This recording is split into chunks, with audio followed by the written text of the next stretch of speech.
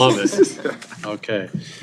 Good evening, everyone, and welcome to Tuesday, January 21st, 2025, regularly scheduled board meeting. At this time, I would like to call the meeting to order. And for all of those of you who can, would you please stand for the Pledge of Allegiance? I pledge allegiance to the flag of the United States of America and to the republic for which it stands, one nation, under God, indivisible, with liberty and justice for all. Thank you. Mr. Clerk, roll call. Trustee Voorhees. Present. Trustee Anderson. Here. Trustee Smith. Here. Trustee Ruggles. Here. Clerk Noble here. Supervisor Kowal. Here. And Treasurer Roman. Here. All present and accounted for. Need for a motion to approve the agenda? Make a motion to approve the agenda. I have a motion from Mr. Noble. Looking for support? Support. I have support from Mr. Ruggles. All in favor? Aye. Ayes have it. Next item is public comment. If anyone is here from the public to speak, you'll have 3 minutes to do so. You just need to identify yourself for the recorder. Any takers at this time? Generally for items that are not on the agenda. Seeing none, closing public comment, moving on to consent agenda. That's a list of revenue expenses, check disbursements, police, fire, community development reports, treasurer's report, and other post-employment benefit actuarial reports and agreements. Looking for a motion? Motion to approve. I have motion to approve. Looking for support? I'll support. I have motion from Mr. Roman, support from Mr. Noble. All in favor? Aye. Aye, the ayes have it. Next item, minutes. Minutes A, B, and C of the regular board meeting November 19th, the special board meeting of December 2nd, and the regular board meeting of December 17th. Any comments or questions, corrections from the board? Motion to approve. I have a motion to approve. Looking for support? Support. I have motion from Mr. Roman. I have support from Trustee Voorhees. All in favor? Aye.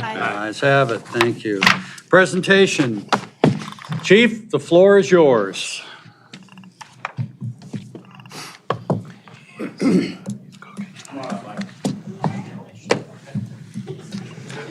Thank you, Mr. Supervisor. It is my pleasure to introduce you guys to Mike Ziegler. Oh, no, you don't go up here. Turn around.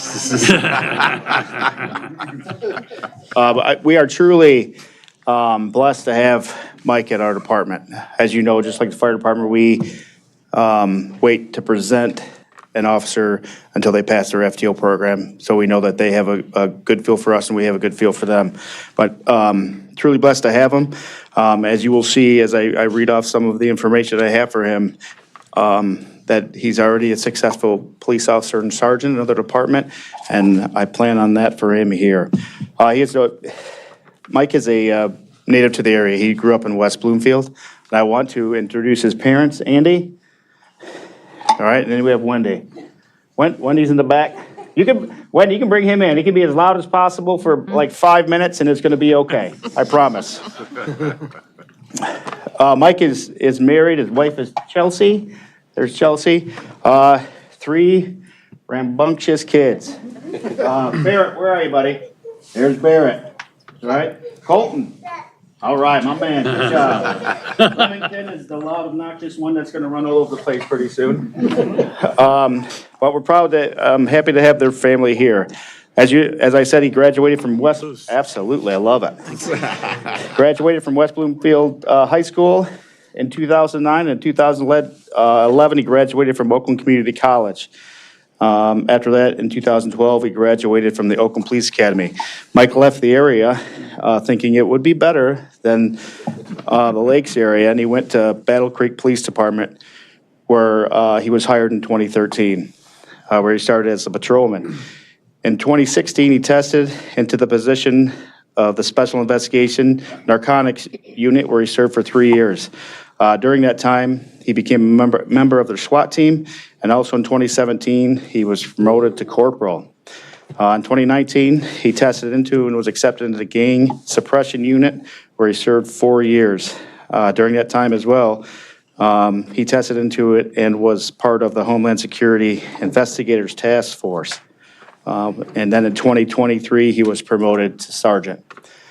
So he has a wealth of knowledge and a great background, which will only enhance and better the community that he serves now. And obviously in 2024, we were lucky enough that he came and tested for White Lake. It was between us and an inferior department, and he chose White Lake. Some of the other notable qualifications that he has, he's a firearms instructor, he's a FTO, he's a crime prevention security specialist, fair and impartial policing instructor, and an alternate crime tech. He's had several awards, which include bravery, meritorious life-saving, and numerous professional excellence and unit citations, as well as the 2023 Michigan Police Officer Labor Council Outstanding Service Award. So it is my pleasure to introduce Mike Ziegler. Everybody.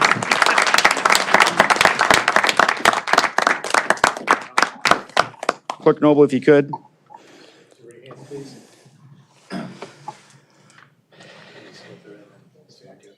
I do solemnly swear or affirm that I will support the Constitution of the United States and the Constitution of this state, and that I will faithfully perform the duties of the office of police officer for the Township of White Lake, County of Oakland, and the state of Michigan, according to the best of my ability. So help me God. I did. Congratulations. Welcome aboard. All right, Chelsea, hold on. And the badge, please.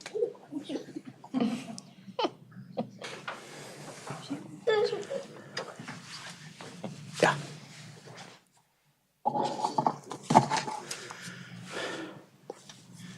Perfect. He wants more clapping. Perfect.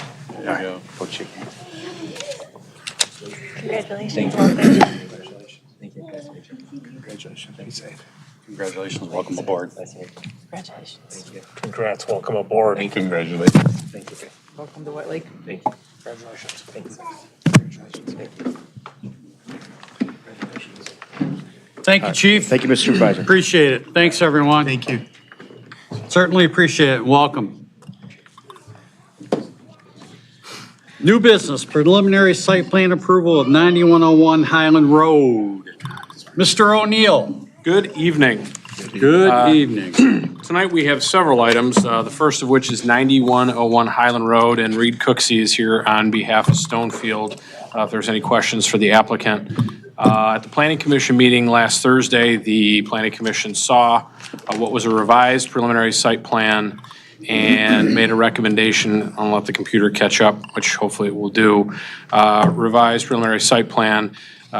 Back in December, they, as you can see by reading through the packet, the Planning Commission saw a request for special land use for outdoor seating for 2 restaurants and drive-through windows for 2 restaurants. Planning Commission approved, computer's taking a minute here, approved both the outdoor seating areas, which are right here on the corner of this building and then again on the corner of this building, but only approved the westerly drive-through. The easterly drive-through was eliminated at that time. When they came back last week, that is when the plan that's presented before you tonight was recommended for approval by the Planning Commission. We did have one item that was sort of left hanging out there, quite a bit of participation from the neighbors throughout most of this project. And no one was there from the neighborhood last Thursday, which surprised me a little bit. But one question that then couldn't be answered is whether or not the 9 or 10 homes that are immediately adjacent to this property would prefer the landscaping buffer as is presented, which is with an 8-foot fence, decorative vinyl fence along the property line, or would they prefer that fence be moved inward about 20 feet and have landscaping planted between the fence and the common property line to possibly provide a more soft buffer. I don't know. We didn't want to speak. We didn't want to make that decision. I don't know that that's necessarily something that needs to be decided tonight. It's something that will be picked up and sorted out by the Planning Commission during the final site plan approval phase of this. But it's something actually that I think Mr. Ruggles brought up at a previous Planning Commission meeting early on in the process, and it was a good idea. We're going to help the applicant contact and work with the neighbors to make a determination as to which one maybe they'd prefer, because as of last week, and I assume it's still the case, the owner, who's been good to work with, doesn't have a preference. He's happy to do whatever the neighbors would prefer. So as you can see in the letters, there are a few outstanding items that'll need to be addressed for final, but the sidewalk's been moved further from 59. The stub is lined up to the properties to the west. The driveway stub is lined up to the properties in the west. It's in pretty good order for preliminary, and the Planning Commission took unanimous action last Thursday to recommend its approval. So if you have any questions for me, I'd be happy to answer them. Mike Lufkin is here tonight and hiding in the crowd, and Reed Cooksey is here from Stonefield as well. So. Okay, questions, comments? Mr. Ruggles? Yeah, so I've seen this plan a couple times. I apologize, I wasn't there on Thursday. I was under the weather, but I did bring it up the last time that we saw this at the Planning Commission on the south side along the houses. If you can zoom in on it. My computer is just not cooperating. So the way they've got it set up, they've got the fence towards the homes. And I think that should be changed so that the houses have something better to look at. They should be looking at trees, shrubs, Greenery. plants, something that they would like. And, move the fence, put up a 4-foot berm and put the fence on top of the berm. Or put the fence on the other side and then put something that's really nice for the homeowners along their homes, rather than the way it's presented, so. Yeah, there's a robust line of planting along the east and south border, which is what Scott's talking about. But right on the property line is that fence, and so you can see how vegetated this is. So you're basically hiding Just hiding. stuff that you'd like to see for, behind a fence. Yeah, it doesn't make sense, and it's one of the things that, when the folks came in here originally from the area and had consideration, this board made a statement to them that, we were going to try to make this blend in as best as it can, because there was some objection to the uses of that property. So a minimal impact and the highest consideration given to the neighbors is extremely important. And I agree completely with Mr. Ruggles. I would hope that the folks that live there would take this into consideration, because let there be a berm in there and a fence. They'll take care of a lot of the noise, the headlights, and then the natural foliage to the south of it. After a few years, you probably won't even see that fence. So I think it's a real good division, and I think that that's something that when you get into the final makings of that, I think that's a great neighbor policy, and I think it's going to minimize the impact of this project. Any other comments, Mr. Roman? Yeah, I agree with Rick and Scott as well. I like the idea with the trees, so the neighbors are looking at the trees. But you guys, historically, we have not had real good success trying to get input from neighbors. And it seems like when we do, then we get the neighbors fighting amongst themselves. So, man, if this board all agrees that it's trees, let it be trees. I think it should be given very serious consideration and have some reach out to those neighbors and try to figure it out. But I think that's going to be the minimum impact, because we did make a statement that we were going to do what we felt was, the best possible plan that could come up for those folks over there. I think it would be helpful if we did it here tonight. The township board, then the planning commission will get a shot at how they see fit too, with our direction. Exactly, yeah. Yeah, the planning commission will see this back, and it'll be a period of weeks. It won't be super quick, but they'll get it back with kind of that final plan. And in the meantime, after tonight, we'll work with Stonefield to try to touch base with the 9 or 10 neighbors. And, I know what you're saying, Mike, sometimes that just stirs things up, but I think we'll give it a chance and, try to figure out what they want. So we can give you preliminary site plan approval tonight, and then you'll whip it up with your internal review and the planning commission, and then bring it back for final? Yes, please, just subject to them addressing all the comments in the review letters, and I think that's... Administrative, I call it administrative review, so. Well, yeah, and because they still have to go back for final, and a lot of those details would be ironed out at that time. Right. It'll sort of take care of itself, and they've been cooperative, so I don't expect any issue. I have no problem with Mr. Ruggles. Sounds good. Care to make a motion? I can if you'd like, sure. Please, Make sir. a motion to approve preliminary site plan for 9101 Highland Road as presented, to include all consultants' comments and to include the changes of the trees and the fence on the south as discussed. I'll take that as a motion from Mr. Ruggles, looking for support. Support it. I'll support from Mr. Noble. All in favor? Aye. Ayes have it. Thank you. Thank you, Mr. O'Neill. Second item, first reading rezoning request, 4001 Karen Ridge. For those of you, am I saying that right, Karen? You are. Karen Ridge, a 40-acre parcel that I was actually surprised was zoned residential. I thought a parcel that size would have been at least suburban farms, and that's what he wants to go to, correct? Indeed. Okay. So, yeah, it is very rare that when an applicant comes to the planning commission and board, neighbors show up to speak and they all support the request, but this is exactly what happened on Thursday night. I'm gonna bring up an aerial, really straightforward. It's currently zoned R1A.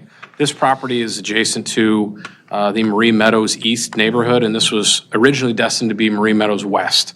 You can see Karen Ridge off of, actually, I'm open in two different programs here. So there's Marie Meadows Drive, and here's Karen Ridge, which stubs off. And this is Mr. Latozis' house, and he is the applicant. And as you can see, he owns more than 40 acres. And it is zoned R1A, just like Marie Meadows was back in the day. And it's largely surrounded by property that is zoned suburban farm. And that is what he wishes to basically down zone to. So he's going from 1 acre density down to 2 acre density or 2 acre minimum lots. Very straightforward. It's consistent with the master plan. It's consistent with the surrounding. It's very oddly shaped, as you can see. He didn't create this parcel, but this is it outlined in yellow. Grass Lake here at the south end. It's a little peculiar. Yeah, and Bloomer Park is over here. So it's very near Bloomer Park. Planning Commission received, I think 4 of the neighbors spoke at the meeting. They were all supportive of it, and they all encouraged him to get animals, actually. And I don't know that's not on the agenda tonight. We're not going to assign you any animals, but Mr. Latozis is here if you'd like to hear from him. But tonight before you is first reading of this rezoning from R1A to suburban farm at the address of 4001 Karen Ridge. And again, the Planning Commission made a recommendation unanimously for this action to take place, and it's consistent with the surrounding uses, the master plan. There'll be no traffic impact. It's all on septic and well up in this area, so no utility impact. And again, this isn't tied to a development request, just a request driven by actually the applicant's desire to build a large pole barn that he cannot build in the R1A zoning district. I get it. So I think it's appropriate, and I also feel that, as this board has always talked about, trying to see some kind of land conservation in one regard north of 59, because that's the reason people moved out to White Lake. They don't want cookie cutter everywhere. We have it to the south because that's our utilities, but to the north, I applaud you for going backwards, so to speak, because it makes it a little more desirable for your neighbors, your neighborhood, and for White Lake Township as a whole. So I wholeheartedly support it. Any other questions or comments from the board? Yeah, I just have a comment. I grew up on Brendel. I actually had to put my GPS on because I had never heard of that road before. And I took my mom that's lived down there longer, and she was as surprised as I am. So welcome to the neighborhood. Plan to go back there one day, and I absolutely agree. It should be suburban farms. Mr. Ruggles. Yeah, I'd just say to the applicant, sorry it's been such a long path for you to get here, to get your pole barn. I understand it's been ZBA, Planning Commission, and now us, so, yeah, we'll take care of it here, though. No problem. Any other comments? Oh, this is a no-brainer. Yeah, no So I'd brainer. like to make the Okay, motion. looking for a motion. Make the motion to approve it from residential to suburban farms.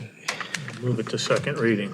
Move to second reading, I'm sorry. I have a motion from Andrea to move to second reading and support from Trustee Smith. All in favor? Aye. Done. So, Mr. Latozis, just so you know, I didn't mean to interrupt, on the 18th of February will be second reading, which is basically adoption, so that'll be the next time in the same room with the same group, and then you'll be set. Okay, thanks. Bring your list of animals. Yeah. Thanks. Next item, our infamous state government, House and the Senate, are daddling around and dabbling around with several different bills, two of them that are the utmost effective in our economy, this one in particular, and the other one's the tip law, but we don't have to worry about the tip law here. But Kathy, kind of fill us in on that. Yeah, so the legislature passed the Earned Sick Time Act, which replaces the previous act from 2018, which was the Paid Medical Leave Act. It's not a lot different. The biggest difference is that for part-time employees, they will earn sick time based on the number of hours they work. Previously, it was based on an average quarterly. Very few people qualified for it. This time, the employee will earn 1 hour of sick time for every 10 hours they work. So that'll be on a rolling basis, but we won't look at that quarterly like we used to. Currently, this won't cause a lot of hardships for us. I mean, this, like, again, affects very few people. It's not a reduction in benefits for our full-time people. And because we already have collective bargaining agreements that are in place, it won't affect those either. Down the road, if there aren't changes made to this legislation, it could pose some hardships on the collective bargaining agreements because of the flexibility that's offered in the act. Basically, you cannot really ask any questions if somebody needs to call in and use that sick time for the first 72 hours, I believe it is. That could cause a hardship to our police and fire departments. So hopefully there will be some changes in that law within the next year and a half before we start bargaining again.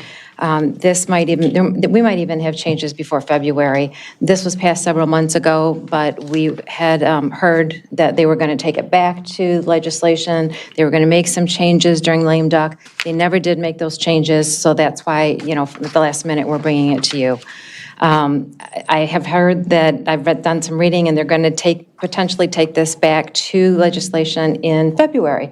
So I might be right back here again next month, I don't know. Hopefully, if they do make changes, they'll be minimal. So, sorry, that's what I got for you. So essentially, we're going to adopt the earned sick time policy guidelines of the state of Michigan. Yes. Yes, which, and I'm bringing it to you because it does Right. affect our wages. I mean, we do have to offer paid sick time for all of our part-time individuals, which would include our seasonal help. If we ever brought somebody in from a temporary service, any part-time employees. All right, any questions or comments? I mean, this is legislation. It's also probably going to change like the wind. So it's hard to say. Mr. Roman. No, I was just curious, Kathy. So like MAPE, for example, how much sick time do they accrue now for like 30, what do we have, a 37 and a half hour? They work 37 and a half hours per week. They earn 5 hours per month. So we are within the limits of this law because these are hours worked.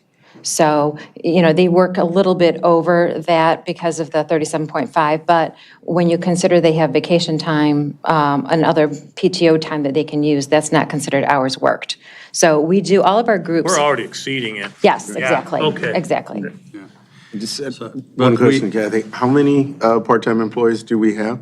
Or guesstimate? It fluctuates. But I know you said that, Because so it's seasonal. at the time that it might be high as opposed to low, but Ranging from 4 to 10, yeah, so it's not I- going to have that much of a financial impact correct, on what we currently are doing. correct. Okay. Okay, I'll go ahead. Any other questions? I'll make a motion that we adopt the earned sick time policy that is now in the active legislation, Michigan legislature. I support it. Who supported? I did. You did? I have motion support. All in favor? Aye. Aye. Opposed? Ayes have it. Thank you, Kathy. We'll see you next month. Okay.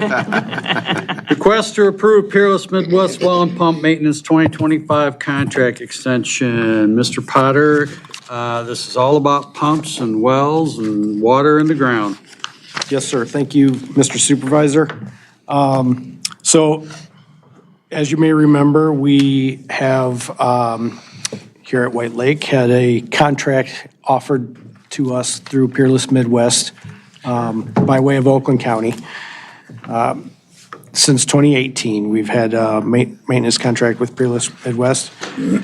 Oakland County has once again extended a one-year extension of this contract with Peerless. And we would like to, they've offered that same pricing to White Lake. We're very happy with the work that Peerless has done for us in the last several years. Essentially, this is maintenance, routine maintenance, testing of all of our township water supply wells and overhaul of pumps as necessary. We do routine maintenance annually. This year, we do have 2 pumps that are scheduled for overhaul. I'm asking the township to, I'm asking you, the board, to approve a one-year extension of the Oakland County Water Resource Commission Peerless Midwest contract, not to exceed $100,000, which is consistent with what we've done per annual in previous years. Because 100 is not necessarily going to hit it, so. I know that you guys read all 80 pages of this Oakland County contract. But essentially, the contract is effectively unchanged from previous years. Simply a one-year extension. Mr. Rahman? Just curious, Aaron. Yes. Do they offer more than a one-year extension? Well, they're negotiating with Oakland County Water Resource Commission, and we are just getting that contract extended through us through the Oakland County Cooperative Purchase Program. The first year we did this, we did have a 4-year contract with them that was a standalone contract. At that time, that's what the board was comfortable with. But since then, it's just been, we adopt whatever extension Oakland County adopts. Okay. Our procurement policy, I think, allows us to jump on that contract anyway. But I think this, because of the dollar amount of these, made more sense to come to the board and discuss that with you guys rather than having a $60,000 well repaired and then telling you that. And these are all services that are necessary for the support and operation of the water system, so. Correct. And they've been very good about responsiveness, too. We have annual well and pump performance testing. We get a detailed report with all of the backup data. They've been excellent to work with. All of the projects that we've completed, which I've presented those previous reports on the activities on those projects. Last year, I don't have much to present this year. Last year, we were not due for any overhauls, so we only had a few $1,000s worth of testing that was done. But this year, we would like to fit both of those wells in under the 100,000. Not sure that we're going to do that, but that's what we're using right now. Won't know till you pull them. Right. Yeah. Okay, any other question or comments from the board? Seeing none, I'll make a motion to approve the one-year extension contract with Peerless Midwest for well and pump maintenance and repair, not to exceed $100,000. I'll second that. I have motion and support from Mr. Noble. Roll call vote? Supervisor Coal. Yes. Treasurer Roman. Yes. Clerk Noble, yes. Trustee Smith. Yes. Trustee Ruggles. Yes. Trustee Voorhees. Yes. Trustee Anderson. Yes. Motion carries. Thank you much. Next item, first reading consideration amendment to Chapter 18, Article 2 of the Township Fire Code. Chief? Thank you, Mr. Supervisor and board members. What you have before you tonight is our request for first reading of the adoption of the 2021 edition of the International Fire Code, and all the appendices as submitted and all the amendments. We've been under the 2015 for like the last 7 years. That's been our scope of practice for fire prevention. I kind of try to stay in sync with the building department, and the state has been very slow to pull the trigger on the new adoption of the fire code, of the building code, but they're now moving also, and that should be done by the spring. So we're ready to move forward with this, and I will entertain any questions you might have. Any questions for the chief? This is an adoption of State Regulatory Affairs. Yep. So, seeing none, looking for a motion? Making a motion to approve the adoption of the International Fire Code. First reading. Proofread, sorry. Support.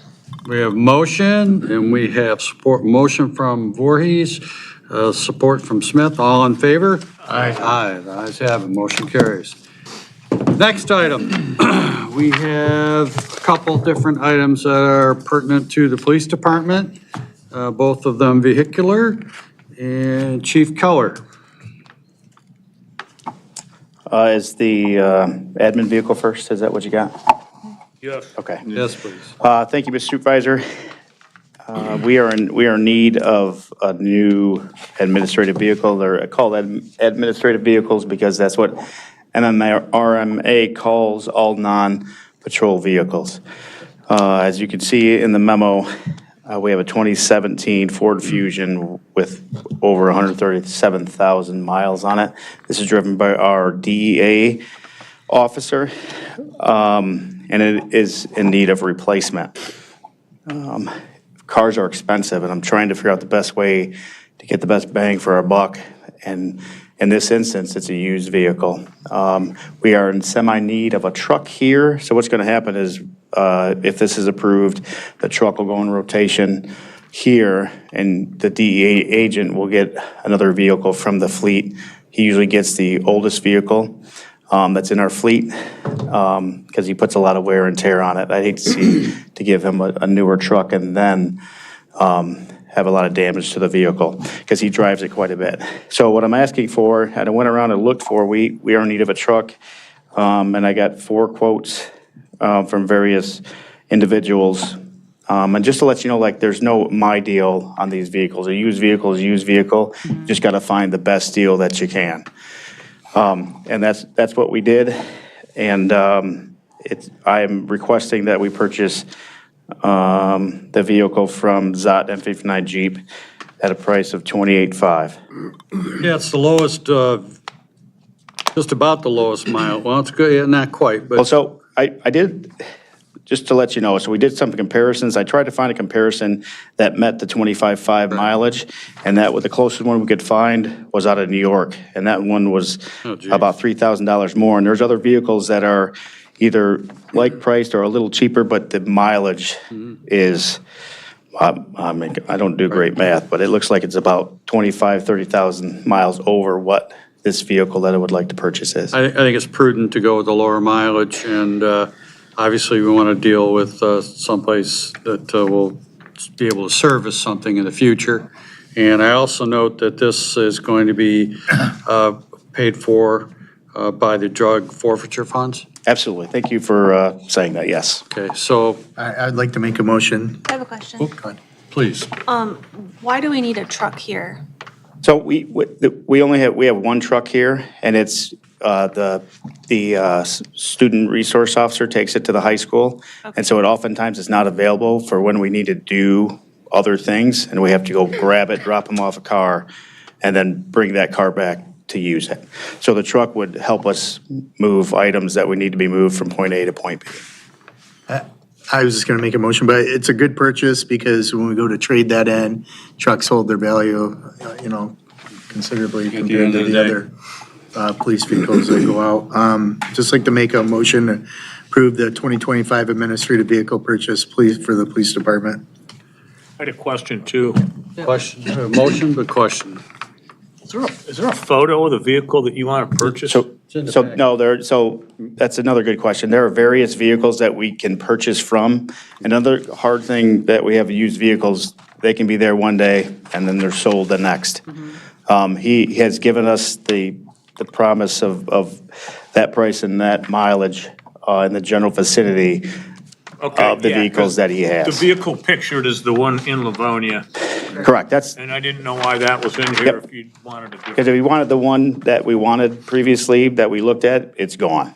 So we will pick another vehicle that is similar to I that. like the mileage on the one you're looking at. Absolutely. It's so much lower. Yes. Okay, so there is no photo. Sorry to interrupt your motion. No, I have a question too. Mr. Clerk. Another question. Chief Keller, what's your definition of placing it in a future vehicle auction? It's not gonna be stored on township property for another year, will it? I am not in control of the auction. I just place the vehicle, I give it to the clerk's office, and they auction it off. Okay, thank you. Okay, we have motion. Were you done with that motion? Oh, yes. Okay, motion and support. Roll call vote, please. Supervisor Koa. Yes. Trustee Smith. Yes. Trustee Ruggles. Yes. Clerk Noble, yes. Treasurer Roman. Yes. Trustee Anderson. Yes. Trustee Voorhees. Yes. Okay, thank you. Item G, this is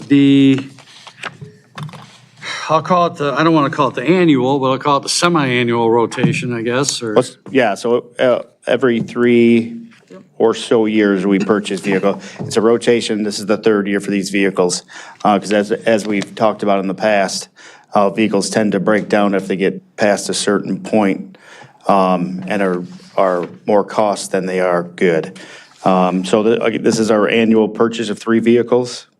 We did, Lieutenant Wade did all the processing, and he went to Zott, LaFontaine, and Galiana, and it turns out that Zott Dodge is the lowest. So I'm requesting that to purchase 3 vehicles at $127,500. and then your outfitting will be beyond this cost. Yes, Okay. it'll be, it'll go, when we get the vehicle, we'll outfit the vehicle at that time. So, and these are Durangos, so we'll be able to exchange equipment from the other Durangos. 1-to-1, Yeah, yes. we'll be able to flop, so. Yes. Not like the Explorer exchange that we had. No, this is the first year where it's going to be 1-to-1. Okay. All the Explorers are gone. Great, good to know. Questions or comments from the board? When will these vehicles be on property? I will tell Zott to order them, and it's anywhere between a month and 4 months, I would say. So it just depends when they get here. It's So not, June, July, summer months? it could be, yes. Okay, because that's realistic. So have you given the clerk's office permission to get rid of all the retired vehicles? So we won't have 3 more retired vehicles in the parking lot covered with snow, unlicensed? So Or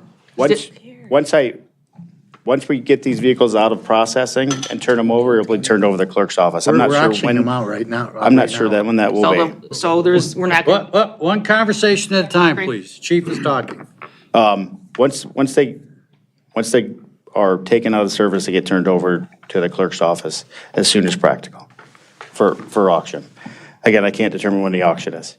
Yeah, we're So but getting, you have given them permission to get rid of them, or to take care, put them to auction? I give them permission once we get the new vehicles in service and these vehicles are taken out of service. yeah, they're up for auction. Prior to Christmas time, we decided to do it So the January ones there in the week. park, the ones up front will be gone in the next couple months. Well, if you want to come to auction and buy a couple, we'll get them out fast. But they've been, as a trustee, our main responsibility is fiduciary. I asked back in March of 2014 that they'd be gone. Okay, well, we had the We're auction. losing money. They're sitting there, they're rusting, they're not being used. Correct. Well, those cars haven't been sitting there since 14. No. Well, yeah, because they were moved for like 24 hours and then they No, moved back. No. There's been a rotation of vehicles. There have been some that have been sitting Now, there. yeah, for a because like you look at the parking lot, I walked around, there's some of the cars have parts in we the back also seat, are and they need to auction be gone. we're So thank also- you for giving permission, Keller, and I'm in favor of this, but the cars need to be gone. We're auctioning off the Woda truck too. They'll be gone in March is when the auction is going to take place, so they'll be gone that month. Andrea, what is your concern, that they're taking up space or that there's We're not, losing money, there's we're money? fiduciary, and they're sitting there rusting, we're getting less money for them. Oh, I was just curious, what? We got lots of money. Well, they are being sold and we'll, Yeah, but they're getting and market. you go onto the park, there's one person and there's like 8 cars. Okay, Question. yes, Hey, Mr. Roman. how are those Durangos holding up compared to the Explorers? So the officers like them a lot better. They're a little quicker because they're lighter, and then there's more headspace. The inner compartment is bigger. As far as holding up, they're just like any other vehicle. There's good ones or bad ones. We get them fixed. We put them back in service if they go bad. Are these all-wheel drive? Yes. Yeah. Yeah, all that stuff. We go with the V6s because I don't think we need V8s. Quite honestly, it's another $5,000, and I think the officers do just fine with the V6s. Yeah, they hold their value when they're all-wheel drive. Yeah, so. Any other questions, comments? Mr. Ruggles? I was gonna ask about the motor, but you took care of it. So the V6, has turbo? Yeah, and it's fast enough. I mean, really, V8s are from getting point A to point B as fast as possible. We don't have as fast It's as peppy. possible a lot. Nobody gets away then? No, I mean, not usually. Between that and the flak? No. Yeah, yeah. Questions, comments? I'll make a motion. I'll make a motion to approve the purchase of 2025 fleet vehicle purchase for 3 Dodge Durango Pursuit vehicles from Zott Dodge in the amount of $127,500. That's a motion. Looking for support? Support. I have motion, I have support from Mr. Ruggles. Roll call vote, please. Trustee Smith? Yes. Trustee Ruggles? Yes. Clerk Noble, yes. Supervisor Kowal? Yes. Treasurer Roman? Yes. Trustee Voorhees? Yes. Trustee Anderson? Yes. Motion carries, Chief. Order your cars. Thank you, Mr. Supervisor. Thank you. Next item, request to approve plan development agreement with Panera. Mr. O'Neill. Thank you. This is another pretty straightforward request. As you may recall, this is a new practice of ours, having a township attorney and township engineer work together to assemble development agreements. It is far more expeditious. It's actually less costly for the applicant, and it actually moves these things just, through the process, and everybody's happier. So last Thursday at the Planning Commission, after approving their final site plan, we call it Panera, but it's White Lake Retail Management too. The applicant, Rachel Miller, is here tonight from Allrig. And Panera just happens to be everyone's favorite tenant so far. So at any rate, it is on the Meyer outlot that is adjacent to Culver's. I don't have a better map up right now. This big piece of property here is kind of split in half. So the retail center we're talking about tonight is between the ITC corridor and the property on the corner. And then if you remember the Cosmos Car Wash that came in a couple of years ago and got preliminary site plan and sort of fell away, that's where that corner lot is. And then this peninsula is where the Culver's is currently under construction. So sorted through all the final site plan details. There are a couple items that need to be buttoned up on that plan, pretty straightforward, but the development agreement was in pretty good order. There are some changes that need to be made. I know you got this all last minute because we just met last Thursday, but some names need to be changed, some references need to be changed. The couple things I want to call your attention to in this document are really both on page 4 of the agreement. Item F, which talks about items that require deviation from the township's ordinance, dumpster enclosure, lighting. One item that came to light through final site plan review, and let me back up for a second. This project about a year and a half ago stopped through the process and then kind of picked back up again. They slightly increased the size of the building footprint, and they went from a 2-tenant building to a 4-tenant building. So it kind of squeezed the site from east to west. And so the fire department had an issue with a fire lane on the east side of the building. It was only 17 feet wide. It needed to be 20. So I think the applicant will achieve that 20-foot width, which is required by the fire code, by reducing the landscape buffer on the east side of the property, which would basically be the portion of the property that abuts the next outlot over from 10 feet down to 7. And so it's pretty minimally impactful. No issue with by the Planning Commission, with the Planning Commission on that one. And then item H, Panera is going to be making a contribution of $20,000 to the Corridor Improvement Authority Fund as a part of their public benefit. I wanted to call your attention to that. That certainly benefits not just their property, but all the properties potentially along our new corridor, or within our new corridor authority. Many of the blanks in the agreement will be filled in, but we couldn't do so until all the approvals had been gotten. If you look at the back, there are 3 exhibits, an A, B, and a C. A is legal description, which we'll be able to get from the applicants, actually from our assessing department or the applicant's engineer. The Exhibit B is the final site plan, which can't be inserted yet until the final amendments are made. And then C is a development schedule, which is just pretty straightforward. I know, as I mentioned earlier, Lisa, when she comes back to town, will make some of these changes, get this thing in good order. Mike will work with Lisa to make sure the exhibits are in good order, and then with your approval, the supervisor and clerk would execute the document when it's to the satisfaction of staff and consultants, and that was the recommendation of the planning commission on Thursday night at their meeting. Okay, so you're going to need just kind of a little motion with a twist here, so. So it's just a motion to approve the document subject to Subject staff to and administrative consultants. review and approval. I would say administrative amendments that we've kind of talked about. And then obviously we'll go over those with you and the clerk to make sure you understand all the changes and I guess inserted dates and items and things like that. Okay. I will say this, we were working, and the applicant is in the audience, as I mentioned. It was decided like a week before the meeting that we were going to try to push ahead and get this together. And Lisa, I think in a day, put this agreement together, so it was very quick. I kind of dumped it on her as she was going out of town, and so I appreciate her jumping right on it. So Works quick, shall I do that more often?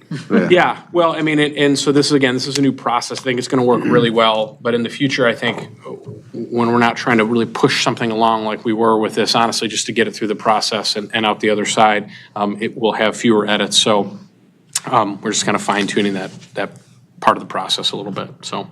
Okay. Questions, comments from the board? I just wanted to say, when this first came out for the Panera, I was on the planning commission. The applicant was very supportive about, any types of suggestions or changes that we did. And then also the idea of the contribution that they were willing to do for the $20,000. So I have to just commend them for continuing pursuing to do this. So it was good. All right, well, it's good that they're investing in the township and investing in the corridor for the community. We thank you for that. Look forward to, I love your soup, by the way, and the baguettes.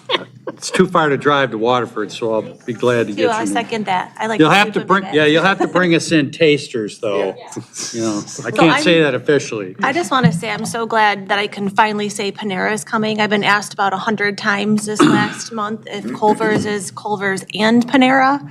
So I'm so relieved to finally say, yes, it's Panera as well. It's coming. So welcome to White Lake. Yeah, very good. Any other questions or comments? I'll make a comment before a motion. Mr. Ruggles.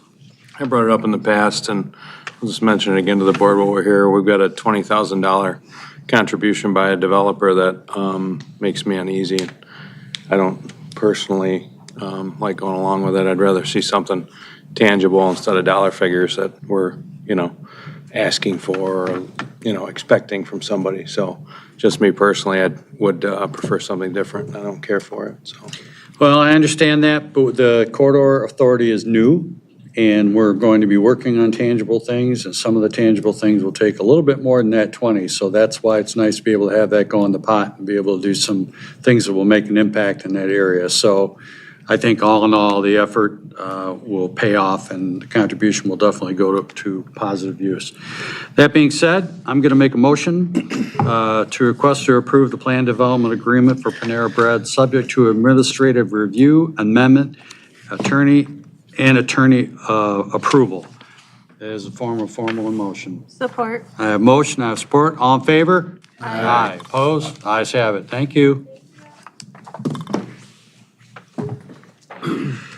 Okay, next item, request to approve consultant service proposal for MDNR Land and Water Conservation Fund grant application, Beckett and Rader. If all of you remember, the last big grant that we did with the state of Michigan allowed us to purchase Stanley Park. We have before us another opportunity to have a matching funds grant of up to $500,000. The grant application is due April 1st, as was the Stanley Park application. There's a lot to putting this together. So we have a proposal from Beckett Rader for $5,000, right? That's correct. $5,000 for the services to do that. And the grant can be matched up to $500,000. So we would have the ability to do about $1 million worth of work. And it would probably not be awarded until December, which is their typical program, which means realistically, at the end of the day, we probably wouldn't start construction until probably 27? 27. Yeah. So that's kind of my little take on it, and I'm sure you have more. Well, you did a pretty nice job, and I'd probably still be talking. So for you is a request, very straightforward, but the question you're going to ask is, well, you know, what's in the project? What's in the grant request? And the answer is maybe not going to be a good one. We don't know yet. We're here to try to get the ball rolling. So this $5,000 allows us to get Beckett Rader moving and working with the Parks Committee and our staff to put elements into, I guess, a project request. The one focal item that I think the Parks Committee is interested in seeing take off is the concession and bathroom and pavilion building up front that's near the amphitheater. We're making a considerable investment with this phase one out by the water and the parking area out there.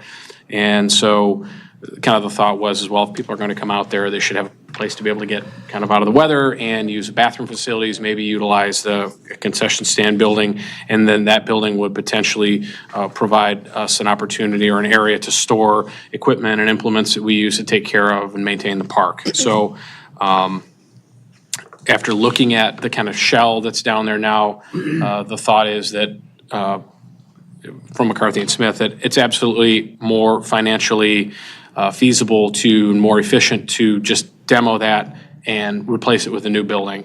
And so that's the direction that I believe that we're all kind of moving ahead in now.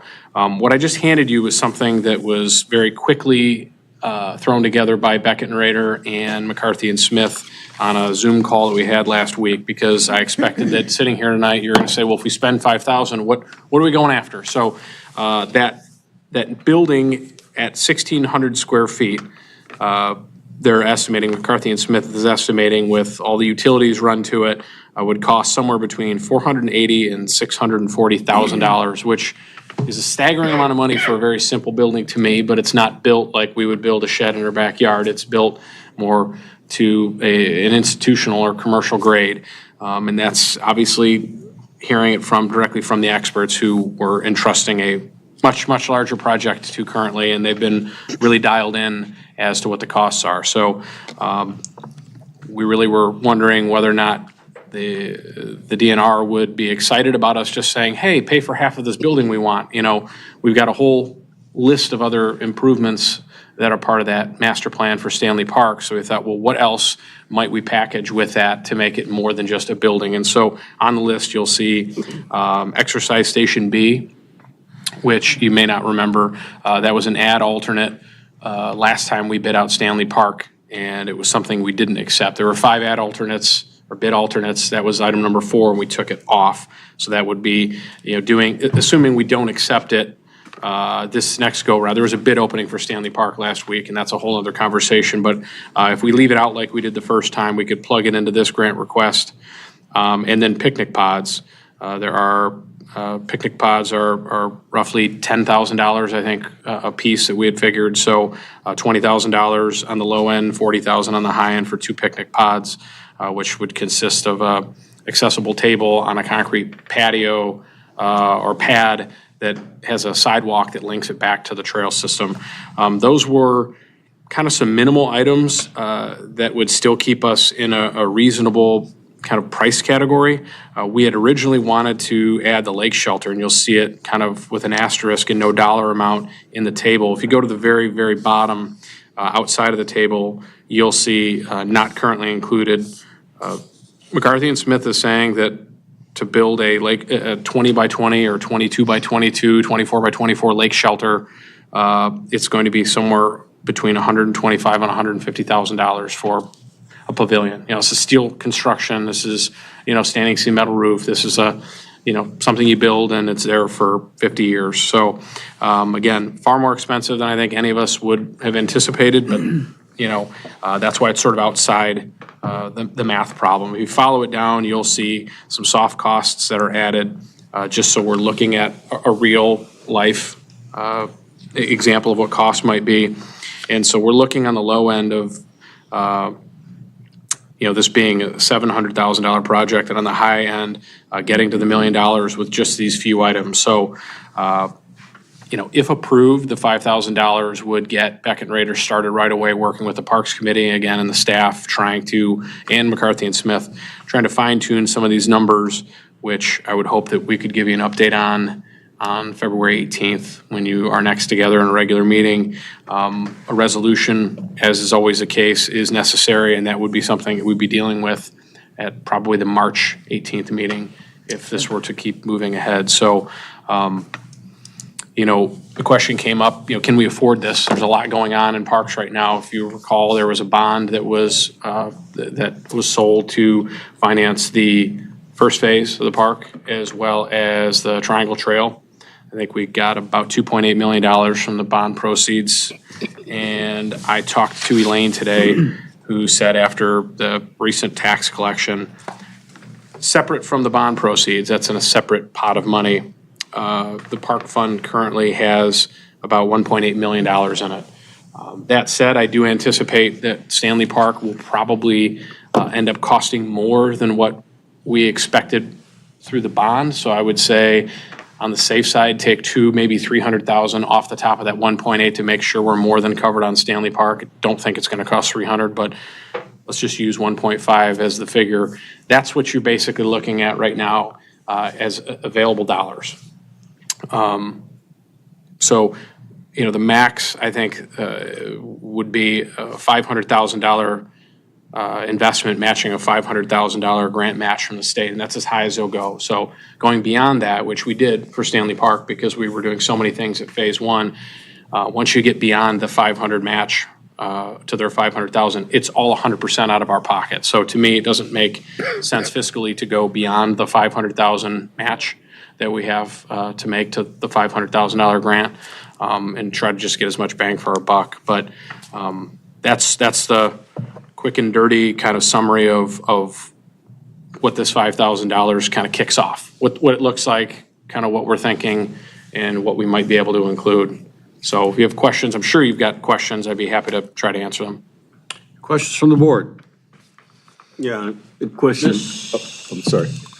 The $5,000, I mean, a lot of the times when we go ahead and entertain developments in White Lake, we do a visionary type thought process or whatever, invite, residents in to be able to give their feedback.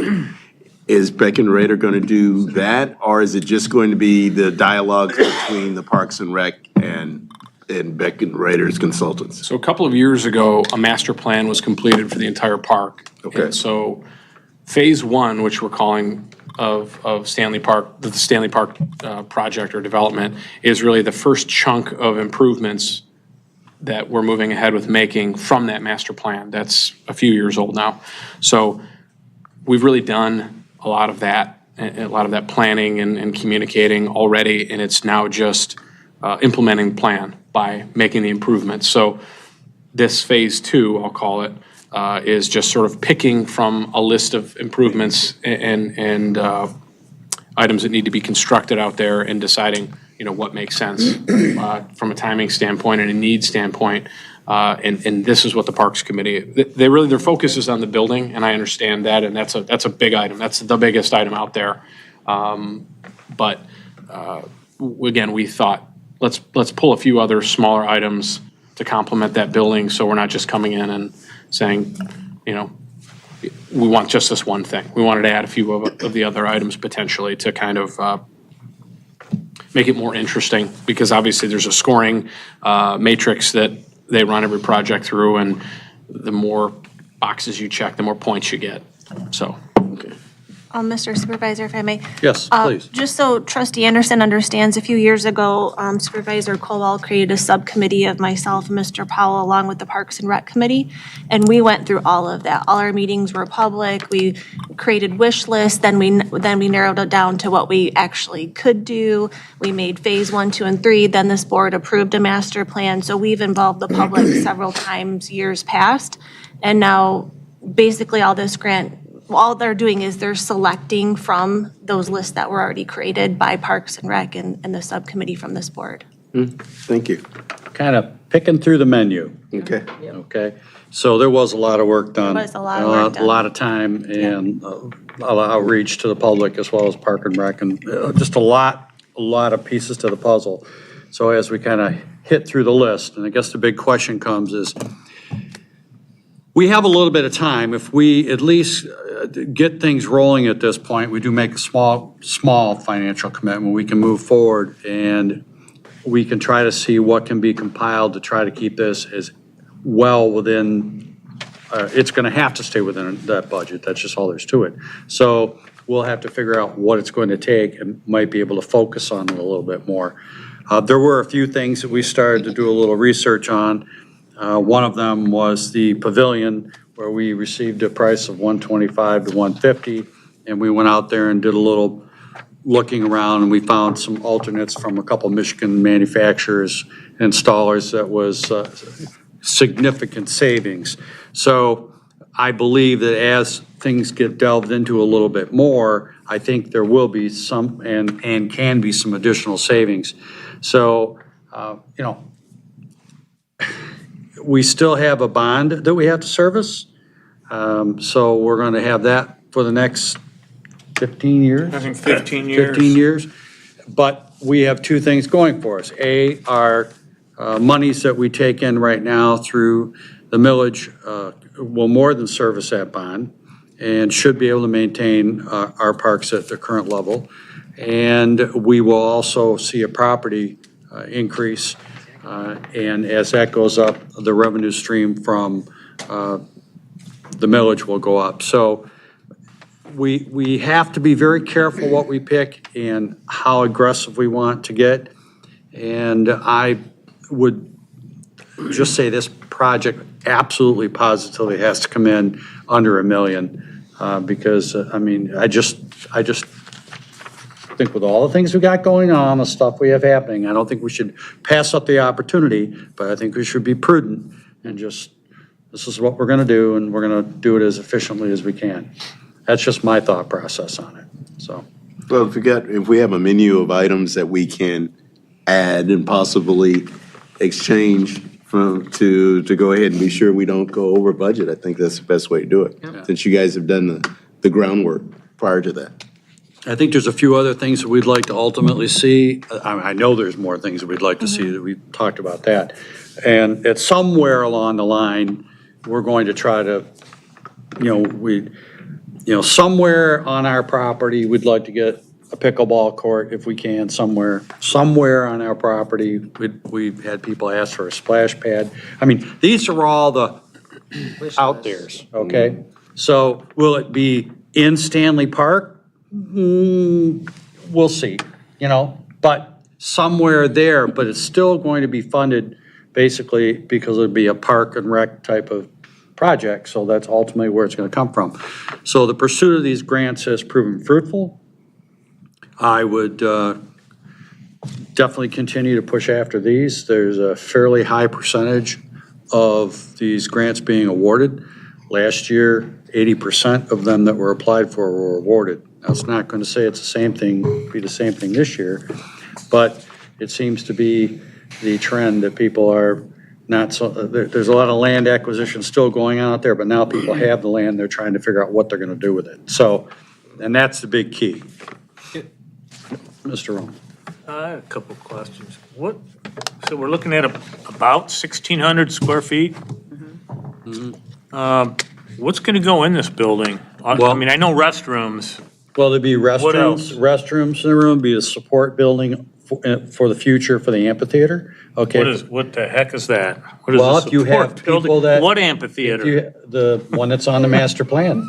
Amphitheater at the top of the That we hill. don't have the money for? Well, That one's way out here. that may That's phase Amphitheater. 3, the big ticket item. Playoffs. that may be way out there, but nonetheless. Playoffs. Never say never. The other thing is that The other thing is that we have absolutely no facilities to store equipment that's going to be taking care of the park, okay? So we don't have a shed, one, to put a lawnmower or I get the shed. tractor. I mean, that or makes sense. So grading storage. equipment. Yeah. Okay, but can you go back to what did you say? Support stuff for the amphitheater? Support, you know, like an office, or maybe a change room if there's performers there, things like that, right next to a couple different bathrooms and a small concession area. So that if community organizations want to come in, say the Earlies want to start a benevolent fund for the township and they want to sell hot dogs, they can come in there and set up something in the park on a Saturday or a Sunday and sell popcorn and hot dogs and things of that nature. And just make it convenient we're not talking about a kitchen or anything of that sort. We're talking probably about a 14 by 14 room with a couple sliding windows and then next to that, a couple different bathrooms. But I would invite you to come out and look at a 1,500 square foot building that I happen to have access to. And when you stand in it, and you realize the things that I'm talking about going in it, you'll realize at the end of the day, 1,500 square feet is not a lot of room, okay? And for a visualization, but that's a magic number right now. You know, it could go a little more, I don't think it's gonna be any more. I'm just shocked it's up to $1 million. Well, I'm just shocked. I don't agree with that. Yeah, the soft costs, 25% for soft costs? Yeah, I don't necessarily agree with that. Wow, that's high. Well, somebody Mike, was- is that what, engineering? Typically, you're included in, engineering, construction, administration, those type of things, 25%. And only 10. I mean, I get construction management for a park with the road and everything going in, but for a 1,600 square foot building, I mean, do we really need a construction management?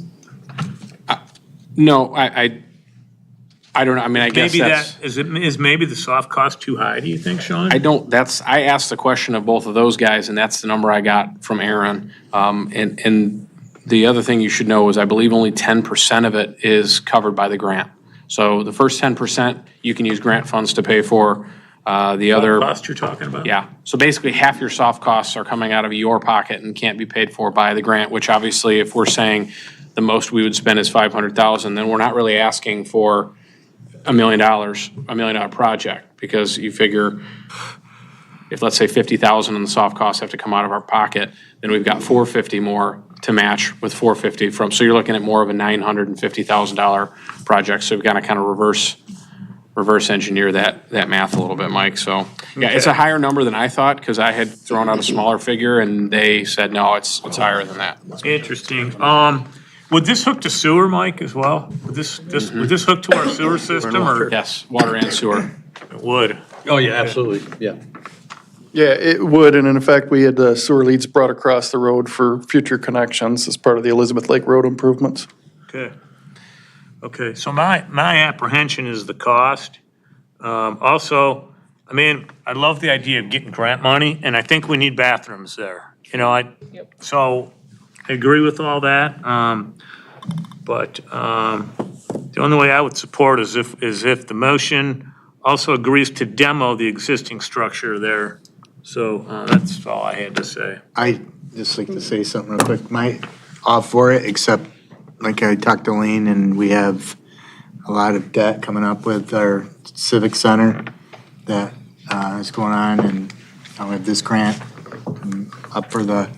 But the cost of this is concerning to me, and then to be able to service our parks with the existing funds that are coming in the next 8 years, right, Sean? So it's my concern.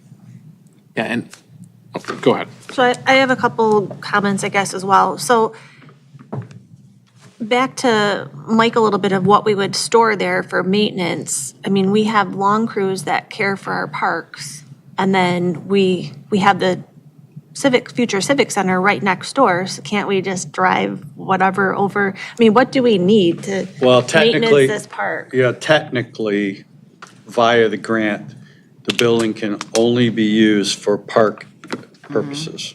Okay. So But bathrooms would be considered. bathrooms would be park considered, purposes. and lawnmower, tractor grading, whatever apparatus, don't know exactly what we would have, but I would imagine we'd have at least one, if not two mowers there, okay? There's a lot of lawn to cut, okay? But then we're gonna hire staff to cut this because. We cut our own grass now, okay? We don't hire out.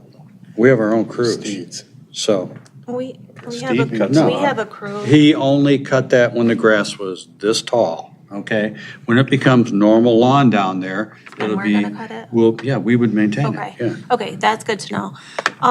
And then, so there was a lot of talk early on saving that building. So if we are gonna demo it, are we, that cost is included in this McCarthy and Smith? It would be, yeah.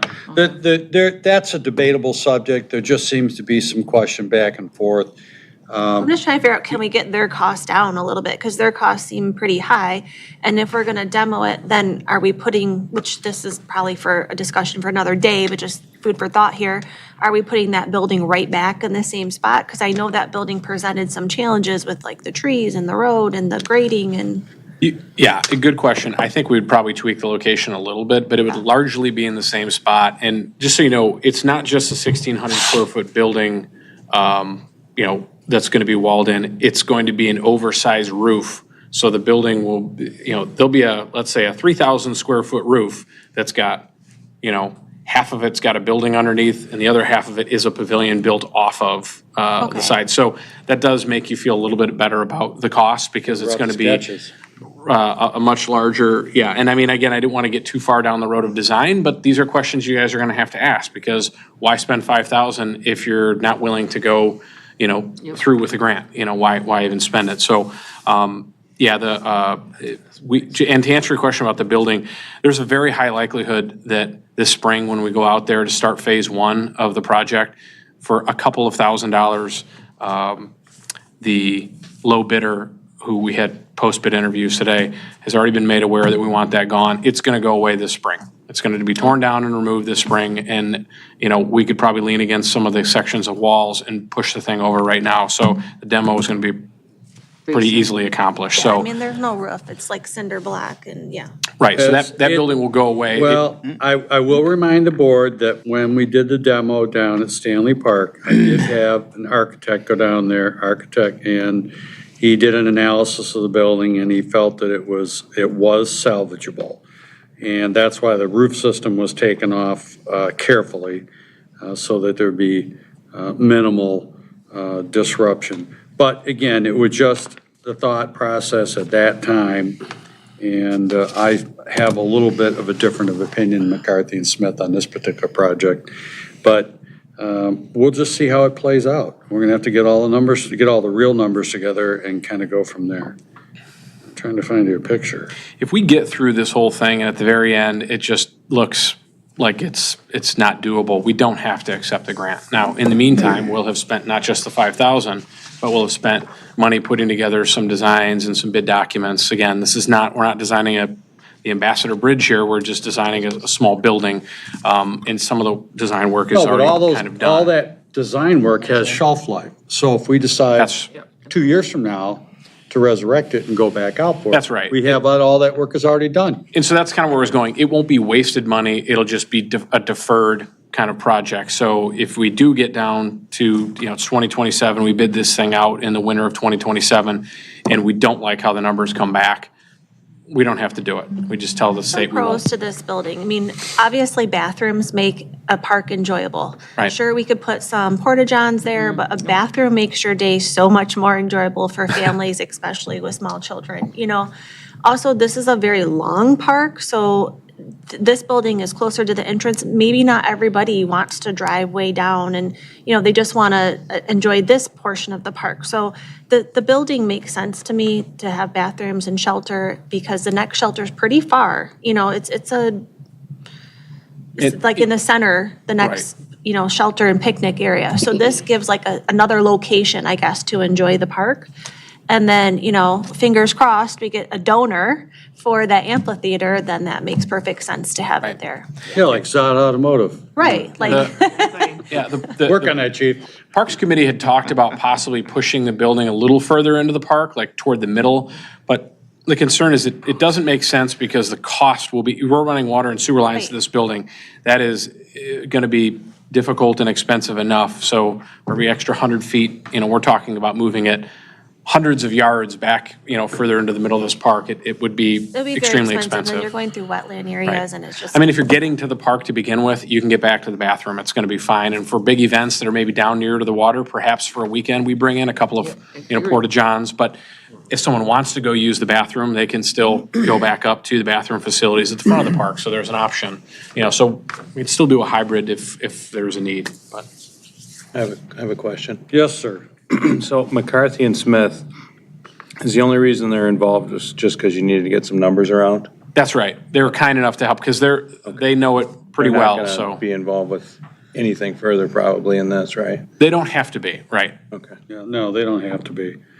I would just say this, and maybe our appetite for numbers that come in looking this way is, we're accustomed to it, but I feel like what stands out to me, and I might be wrong, but if you were to give me half this money and send me down into that park, and I really watched and tried hard, any of us that were willing and able and ambitious could come up with the same project that we're gonna get for $1 million when we get done with all this kind of stuff.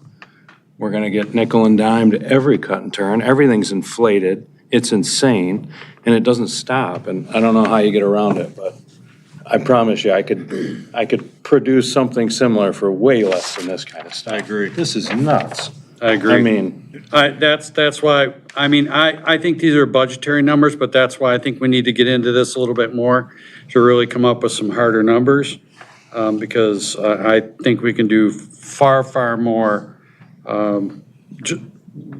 with less money. I'm all for the grant, but I hate the process, I really dislike the process. And, we've been through it a number of times now. We watch it over and over, right? Big numbers, and the state requires us, and we pay $20,000 for somebody to watch sidewalks get paved.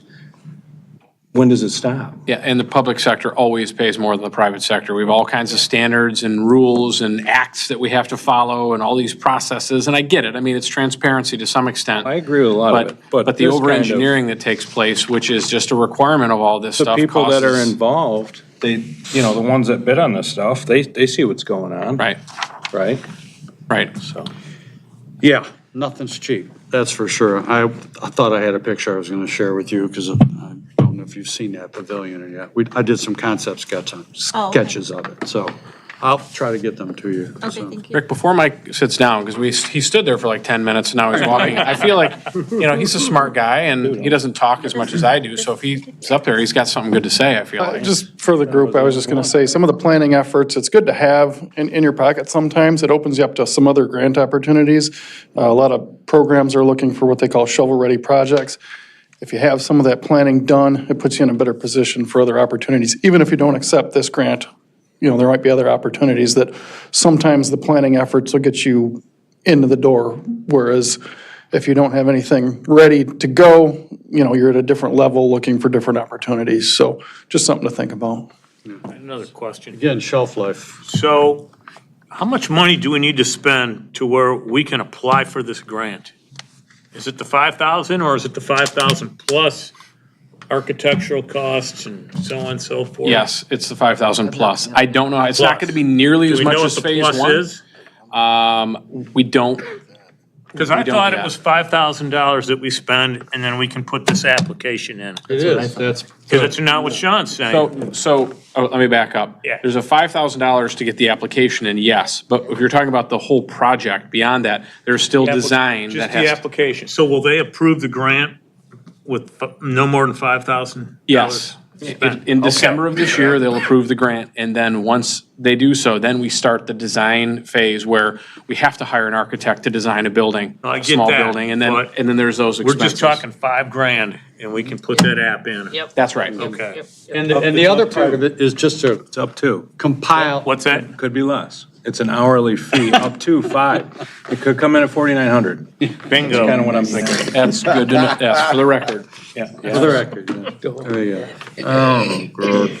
Okay, dinner and a show. Can I ask, you're gonna take action on the 5,000, but can I ask you to give me, maybe not even tonight, your feedback in some direction, even individually, send me an email later this week on kind of what your feeling is. Are you good with $500,000 matching 500? Would you rather do 300 matching 300? Well, that's my thought process and was for us to try to, let's move forward with the grant. I really think it's foolish not to do it.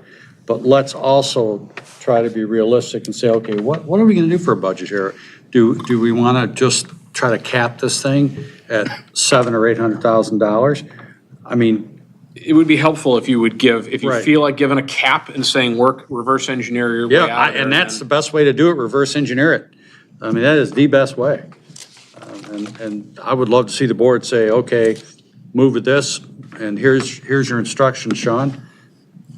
This is the goal, we want to do X dollars, and move forward from there. Thoughts? Yeah, I agree with you. Okay, thank you. Anybody else? Mr. Roman, do you agree with that? I like the 700,000. All right, I knew you would. Okay, So I so, just have one last question, I guess, but I think I know the answer. So this grant can only, it can only go for this building? no, we'll go and- for the projects on the list that we submit.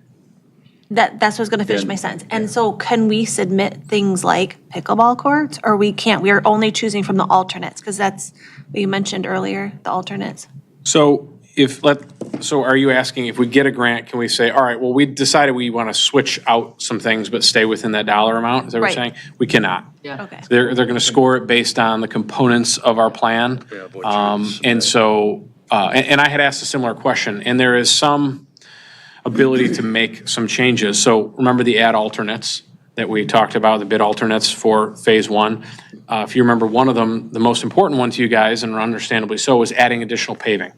You said we're going to add additional paving, and, so those things like that were put as add alternates, and they were part of the plan. So when they gave us the grant, they knew that we were doing the minimum, and those alternates are extra things. So we could potentially, if we run up against it, and there are a couple things we want to do that we don't know that we have the money for, we could put them in as alternates in the bid, and as long as they're from the original approved plan, there's a chance we could amend, with the state. You can't do less than what they approve you to do, but you can do more. The question just becomes, does it have to be done with our dollars at 100% out of our pocket, or can it be matched? And that's something I don't know the answer to. It may have to come completely out of our pocket, but again, if they're important things and they're smaller ticket items, we may choose to do that and then have a separate kind of side menu of things that we want to add to it later, if that makes sense. Yeah, no, that So- was my question. Okay, thank you. Mr. Anderson?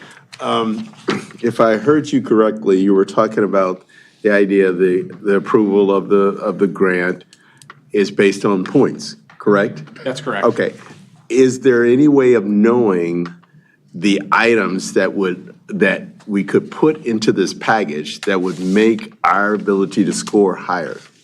Are those things there that we can go ahead and look at evaluation? Because maybe what we're talking about will be sure to solidify the grant by selecting some of the things that you guys had already talked about during your planning session. So that might be, something that we can look at to make it move quicker or even better acceptance. It's a great question. I know that they would publish the scores from previous projects and they show you the scoring breakdown. So we could at least get access to that from previously awarded grant applications, but we may be able to ask the state. My hunch is they'll probably share that information with us, Yeah, so, but it's a good question and we can ask.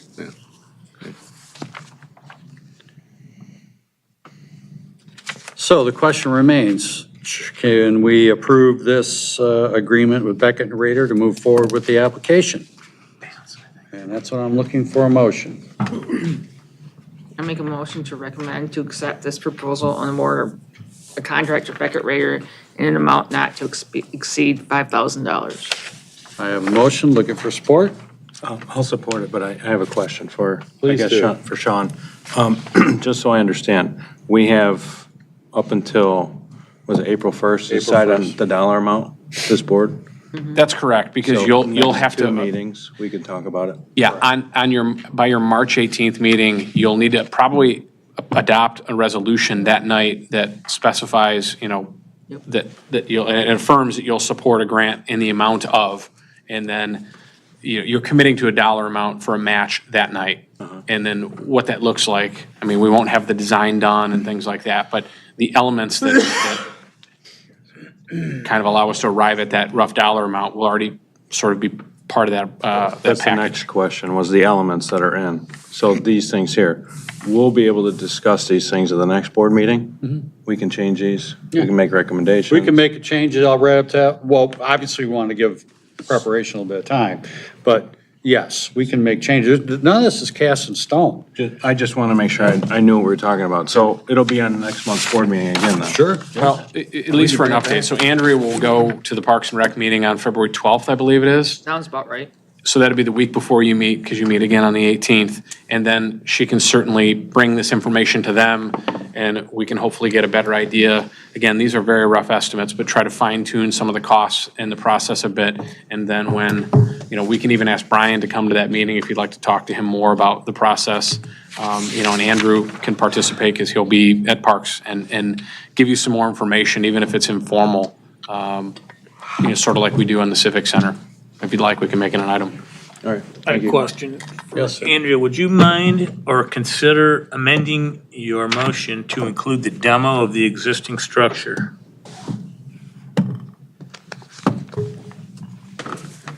Mike, you know what? I'm still going to tell you that. I know. I'd like to get a second opinion. Yeah, and that's how I feel too, so. Okay, I asked. No, no, that's why I didn't give you an answer, because I. I'm not agree. opposed to it, Right. but I'd like a second Can we opinion. get a roll call vote, please? What's the current square footage of that building? That building right now is probably about 1,400, 1,500 square feet-ish.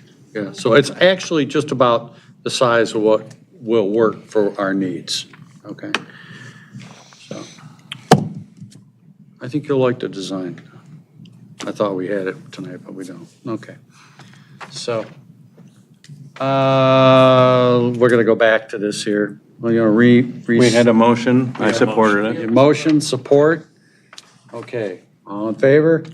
Roll call vote, I'm sorry, yes, okay, go ahead. Roll call vote, Mr. Clerk. Roll call vote because we're spending 5,000? No, this is for the $5,000 application process through Beckett and Reed. That's what this is for them to prepare everything. Right, but you want a roll call for that? Okay. That's what the treasurer requested, not me. He requested it, Oh, okay. because he's gonna vote no, but that's okay. All right, so roll call vote. Supervisor Kowal. Yes. Trustee Voorhees. Yes. Trustee Anderson. Yes. Trustee Smith. Yes. Trustee Ruggles. Yes. Treasurer Supervisor Kowal. Yes.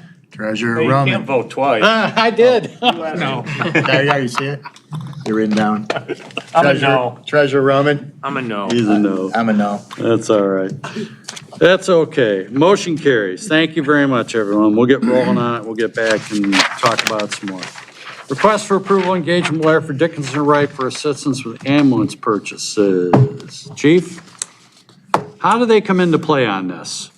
That would be a good question for the treasurer. I don't know, I know on the resolution, we already listed them, I think, as part of the process.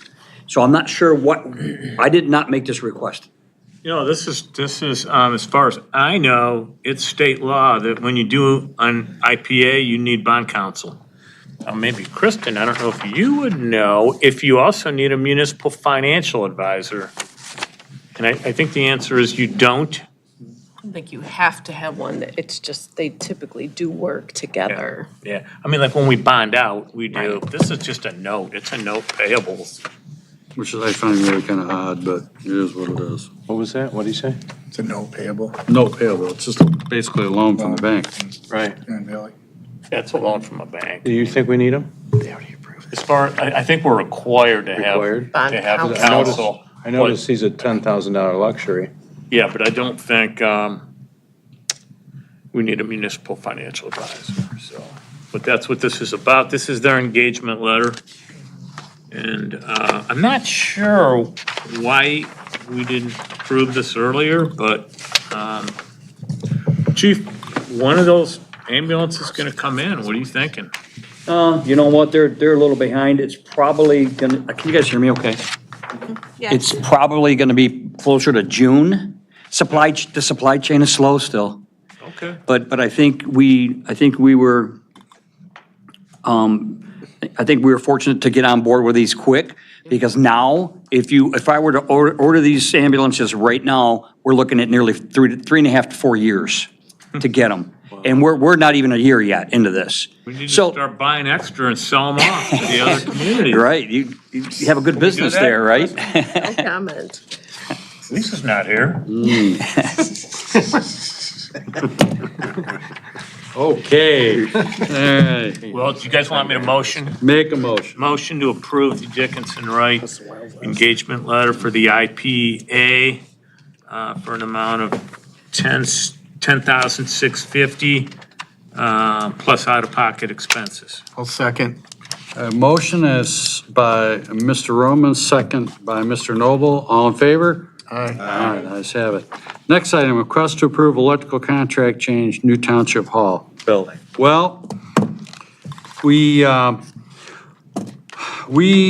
in-house and Mr. O'Neill, or our building committee, were made aware that the low bidder on the electrical part of the building, which is of the Township Hall, thank you, was Access Electric, has been unable to meet their financial requirements for their performance bond, and therefore has retracted from the process, and we are now in the process of looking at retrieving their bid bond, okay, which is still being looked into right now. But nonetheless, it would bump us up to the second lowest bidder, which is O'Donnell Electric, which is a $377,471 bump. And unfortunately, if you have somebody that can't perform, we have to go to the next bidder. The only good thing about this is it is far better to happen now than be a third or 10%, I don't care what, into this job and have this problem, because it would cause a domino effect of biblical proportions. So that's pretty much what I have to say about that. So we would need to approve the amendment number 5 of $377,471. And then we have the actual agreement from McCarthy and Smith that they would like us to sign off on, which is the second item. So really K and L are actually all more or less rolled up into one. Mr. O'Neill, you have anything to add to that? I really don't, other than O'Donnell Electric has, I guess, great reviews. McCarthy and Smith worked with them quite a bit, and while they were not the low bidder, they were the second lowest bidder. They still held their price. So the price, the difference of $377,000, that's the same price from late summer that they gave us when they bid on the building. So that was pretty decent of them to not escalate their price at all. They certainly could have, and so they're honoring their price, and they apparently, according to Aaron, do a fantastic job. So we are gonna pick up where Axis will leave off, and we're kind of starting to fall behind with Axis because they haven't been answering some of the requests from McCarthy and Smith. So I have faith, based on what Aaron's told me, that O'Donnell Electric will be able to kind of pick the pieces up and get us kind of caught up to where we need to be in the process. Do we need to rescind it? Has it been fully signed? Pardon? Has it been signed? I believe McCarthy signed it, not us. We should probably rescind it anyways, I You think. could add that to the motion. Okay. Yeah, we'll fill it in. Sorry, I'll I'm motion. sorry. I'll motion. Go ahead. Yeah, motion to, Oh, any other questions from the board first? No. Okay, for motion, please, Mike. so in regard to the new Township Hall building, the motion is to replace Axis Electric with O'Donnell Electric for an additional $377,471 and pursue any bid bonds that we can collect on. And rescind their agreement? And rescind Axis, well, that agreement is with McCarthy Smith, Right. so I don't want to get into that, but the motion is definitely to replace Axis Electric with O'Donnell Electric. That's fine. I think it gets the point. I think so. Okay. Bid bond. All right, we have motion. Collect the I bid will, bond. I will support that motion.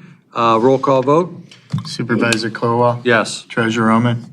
Yes. Clerk Noble, yes. Trustee Smith? Yes. Trustee Ruggles? Yes. Trustee Voorhees? Yes. Trustee Anderson? Yes.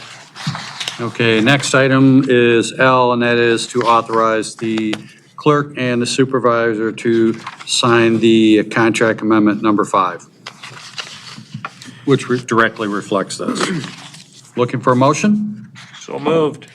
I have a motion, looking for support? Support. Roll call vote? Supervisor Colwell? Yes. Clerk Noble, yes. Treasurer Roman? Yes. Trustee Ruggles? Yes. Trustee Smith? Yes. Trustee Voorhees? Yes. Trustee Anderson? Yes. Very good, motion carries. Old business, second reading, rezoning request 9451 Elizabeth Lake Road, that lonely little lot. Yes, I don't know if the applicant's here, I can't see kind of around the corner. Nope. So this is just about 1.3 acres, and the applicant was at the Planning Commission and the Township Board, both in December. Recommendation to you guys, you moved it from first reading to second reading. And again, this is to rezone the property from general business to RM1, which is consistent with the condominium complex that is immediately east, Elizabeth Trace. And to the south. And to the south.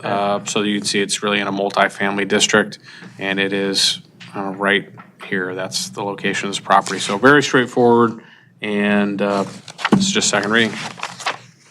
Yeah, I think it's appropriate. It's funny because we looked at that particular area years ago, and I'm talking years ago, it's probably 10, maybe 12 years ago, as like one of those little town districts. We were going to try to do some things down there, but it just never seemed to gain enough momentum. And we've had an increase in the housing in that area. So it's appropriate zoning. It's definitely not a spot zoning. It's contiguous zoning, so. I don't have a problem with it at all. Anybody have any questions? No? Okay. Looking for a motion? I'm looking for a motion. I'll make a motion to approve the rezoning request, the second reading of 9451 Elizabeth Lake Road from GB to RM1. Very good. Okay, motion, looking for support? I'll support it. I have motion from Mr. Ruggles, support from Mr. Anderson. All in favor? Aye. Aye. Ayes have it, motion carries. Next item, trustee comments. Mr. Anderson. I have a question. Are we not going to have any update on Civic Center? Actually, we can, but we'll touch on that right now if you want to. It somehow didn't get put on here because it's been kind of quiet. Essentially, they're pouring some concrete footings right now, but they're stalled because the weather's too cold. Once it hits in the mid-20s, you don't pour concrete. So that's kind of where we're at right now. And then when the weather warms up a little bit, they'll continue to do their excavation and pour the spread footings. That will probably take them realistically probably about 4 to 6 weeks, depending on the weather. And that's probably all that's going to be going on is getting that spread footing in the ground right now. Okay. And then when are the lights going to be turned on, the street lights? Well, that's a good question, you see. I wanted to get those repaired, and there seems to be some debate as to, Mike Roman and I figured it's like a Christmas tree. One goes out, they all quit working. That's exactly what we said at the same time. Yes, we did. We are trying to work with the county to see if they'll allow us to move the light a little further away from the intersection. An initial plan was the light was on the other side of the crosswalk, but they didn't want the light casting a shadow or something on pedestrians when they cross the crosswalk. Traffic safety, I don't do it. Are you talking about the one that was knocked down? Correct. Yeah, that one should be moved. It's going to just be hit again. Correct. Not so easy. That would be the most logical thing to do with it, right? Or just eliminate it. Yeah. just Well, eliminate it. no problem with that is you start to take the candle light out and it was designed, look at it, he's nodding his head because he's agreeing with me. Liability. Bingo, Thank you. Not Bingo. bright enough now. bingo. And you'll have Slippery There's like Sam or 50 of them. whoever. They're getting the candles, got a light out Say there. that, but No, there's like, that's silly. There's like 50 or 60 It lights. There's doesn't- no way it's not bright enough. Prove it, I haven't seen any of them on. yeah. Well, that's, Good point, Scott. Very good point. That's why I'd like to see them on. It's, Yeah, the problem is the road commission has to weigh in on it, and they haven't weighed in yet. so is the holdup over that one light? Wow. Yep, that one light. So That's when all. that is determined, then we're gonna turn them on? Yep, yep. Hopefully before 4th of July. That's the plan anyways, so. Trust me, it's nuts. So, but that's a story there. But that's pretty much what's. Can we get what's some going kind of on. like statement from chief or something that should be eliminated? It's not safe there? Statement from who? Like from Chief Keller? Go ahead. Well, unfortunately. I would put it back up, and just buy extra when they knock it down again. Yeah, there you go. So. It's really hard to work with the road commission and move things when they're already set, this is the way it's gonna be. It's just. So. Do we have a spare? Back up. Where they're getting a hold of manufacturer. So, no, at the moment, no, we don't have anywhere to keep it anyways. We'd have to keep it in here. So, We'll keep it in the that. Earlies have a big We'll keep it in garage, that we can put it in their container. place. Keep it in the container. So anyways, long and the short of it, it'll be on hopefully before too long. We're, again, waiting on the road commission. So that's where that stands. We are also waiting on HUD for the processing of the $1.14 million for reimbursement, plus will be, after that one is done, then we can apply for the balance of it. That's how I understand that is how that works. And that's, you're dealing with the federal government, and they move at their own pace. So hopefully that'll all come together before too long. And then the road commission has a $200,000, which he didn't call me back. I gotta call him back. $200,000 engineering contribution towards the project, of which is in process. So that will help us out considerably in the recoveries of those monies. But yes, I'd love to have those lights on. Yep. You know, I'd love to have those lights Yeah. on. very much so. So And that's. the sticker taken off. Yeah, that's it. That's where that stands right now. So, but right now, for the next 4 to 6 weeks, you ask me the question a month from now, we're working on the foundations. So that'll be pretty much it. So, and maybe the lights will be on by then. So, Yeah, okay. let's hope so. All right, thank you. All right, Mr. Anderson, trustee comments. Okay, the only thing that I have, a couple of things. One, we will be having a zoning board of appeals meeting on Thursday, January 23rd.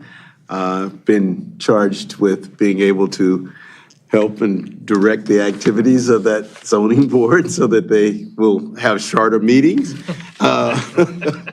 So that is my challenge that I'm going to have to do. But in all seriousness, I just want to thank my fellow board members for guiding and directing, helping me as far as through my learning curve, and that I can be able to continue to add contribution and challenge all the different things that we look at. Very good. And, oh, sorry, one other thing is, it's cold out there, be safe, and try to stay warm. Keep your pets inside. Yes. Yeah. Mr. Roman. Wanted to thank Kristen for coming out today. Thanks a million. It's Happy to be here. much appreciated.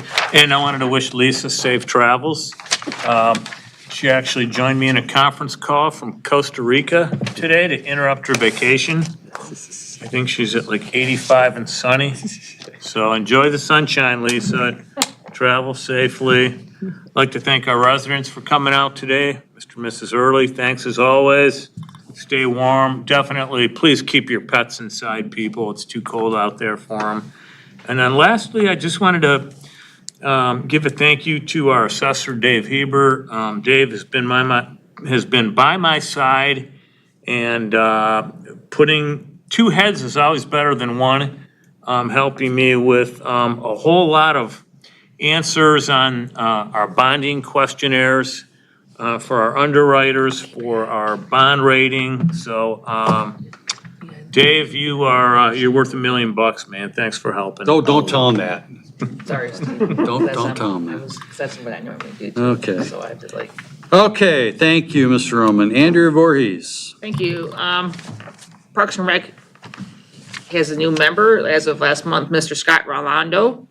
joined us, so we are up at capacity now. And he seems like he's gonna be a great addition to Parks and Rec.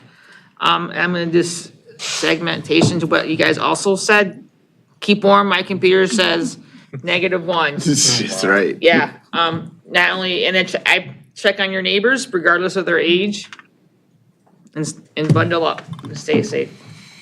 Yes, and if you have an older home, open up your doors underneath your kitchen sink.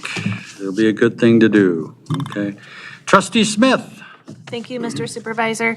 My library update is the library is celebrating 50 years. So if you all noticed, you received a beautiful, larger than normal library newsletter in your mail recently. And they have a lot of fun things planned to celebrate those 50 years coming up all year long. So congratulations to the library. As part of their 50-year celebration, they have added a dedication plaque in the foyer celebrating the brand new, the library building itself. I'm honored to be on that plaque. Thank you for including me. It includes the planning committee for the library, the board that built the library, and the friends that all contributed to the building of the library itself.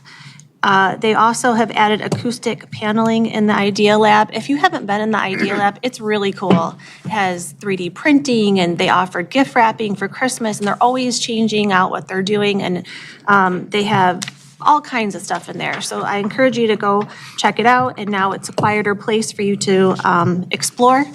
And you'll hear from all of us, it is so cold, so I'm just gonna repeat it because it's so important to check on your neighbors, and please bring your pets inside and be proactive. If you see pets outside, if you see people struggling or shoveling, be helpful and be a good neighbor, because we have great people here in White Lake, so thank you. Okay. Mr. Noble. I'd just like to thank Treasurer Roman, Deputy Supervisor Pergament, and Dave Heber for all the work they've been putting in for S&P and all the complicated matters that come along with that, and worked really hard in the last couple weeks and should be noted. That's it, and stay warm.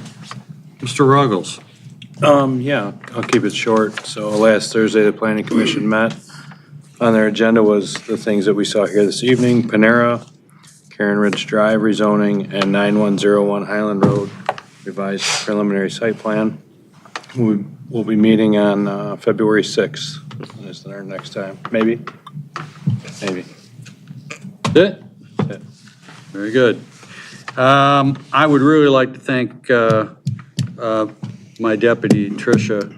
She has been delving into all of the different goings-on here, and then a number of updates on our security and software and such, and like Hannah couldn't even get into her thing tonight. I don't think that was supposed to happen this early, but nonetheless, I'd like to thank her for all her efforts.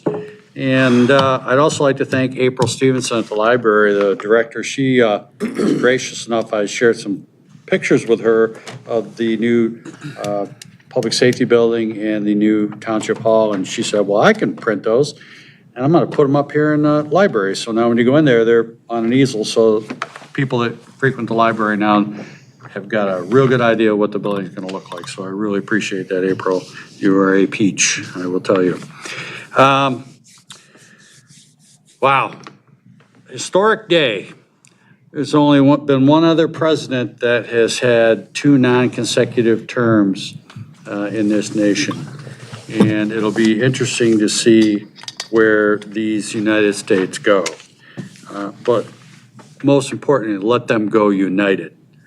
We have had a lot more division than I would like to see over the last several years. We need to work together to solve the problems of this nation and try to be the people that, and be of the peoples and the nation that other nations look to for solutions in the world, in technology and maybe in social medicine and all of the others. We need to go back to our core elements, and that is we do better and can do better than anybody else. So hopefully we will head down that road and work cooperatively. The rest of you, stay warm. I think it's, what, 1 below right now? Something like that. So, and again, with the pets, please Be very, very careful about that. Don't let them out too long. Their paws will frost up, and it'll be a problem. So with that, I say good night. God bless. Motion to adjourn. Make a motion to adjourn. Support. I have motion, I have support. All in favor? Aye. Adjourn.